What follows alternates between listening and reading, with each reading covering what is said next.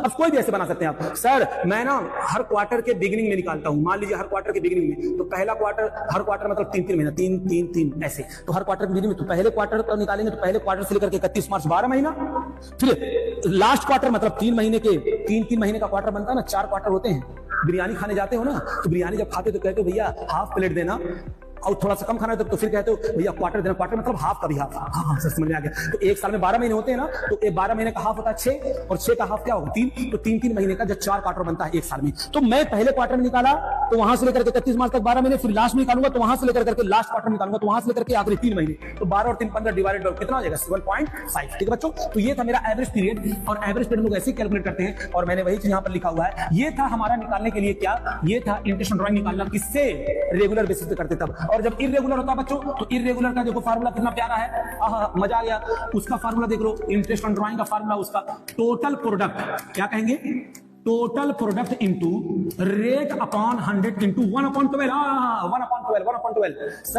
Sir मैंने कहा क्या बच्चों क्यों गला फाड़ रहे हो, तो तुमने कहा सर ये तो मंथ में था ना, अगर मान लीजिए वीक में होता तो बच्चों वीक में मतलब एक साल में पूरे 52 वीक होते हैं, ठीक है ना, तो मैं यहाँ नीचे 52 लिखता और यहाँ वीक लिखता। सर डेज में होता तो यहाँ मैं यहाँ पर 52 वीक लिखता, और यहाँ पर क्या लिखता मैं, डेज में 365 लिखता, और ऊपर भी ऐसे लिखता, ऊपर मैं डेज लिखता या वीक लिखता। सर यहाँ पर भी ऐसा होगा, हाँ बच्चों यहाँ पर भी 12 है तो 12, वरना फिर 52, वरना 365, यानी अगर डेज में निकालोगे तो ऊपर डेज लिखना पड़ेगा, अगर वीक में निकालोगे तो ऊपर वीक लिखना पड़ेगा, अगर मंथ में निकालोगे तो ऊपर मंथ लिखना पड़ेगा। बस खत्म, इतना ही है। तो ये फार्मूला था, ये बहुत आसान फार्मूला, 1/12, यहाँ एवरेज पीरियड की झंझट नहीं पड़ती है, ठीक है ना। और याद रखना ये जो इंटरेस्ट ऑन ड्राइंग, जो ये इरेगुलर जो अपने आप बीच कभी जमन कर तब निकाल लेता है, वो ड्राइंग होती है, तो उस पर जब हम इंटरेस्ट कैलकुलेट करते हैं, वो वाला जो फार्मूला वो पूरा हर जगह पे अप्लाई कर सकते हो, यानी उससे कुछ भी निकाल सकते हो, मतलब चाहे रेगुलर और इरेगुलर सब निकाल सकते हो। लेकिन खैर फॉरवर्ड बना तो हमको निकालना पड़ेगा, रेगुलर से ये वाला मेथड लगाएंगे और इरेगुलर के लिए हम लोग ये वाला मेथड लगाएंगे जो मैंने यहाँ पर लिखवा दिया है, ठीक है ना।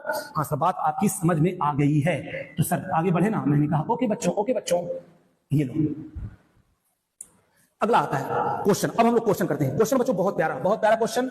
मैं तो कह रहा हूं कि दिल कर रहा है कि मैं क्या कर दूं, सर कुछ करिए, बहुत तकलीफ हो रही है। चलो कोई बात नहीं। Example number 1, calculate interest on drawing at the rate of 10% per annum on the following cases. तो ये सारे केसेस हम लोग एक केस को ध्यान देंगे। इंटरेस्ट ऑन ड्राइंग 10% है, कंफ्यूजन ना रहे।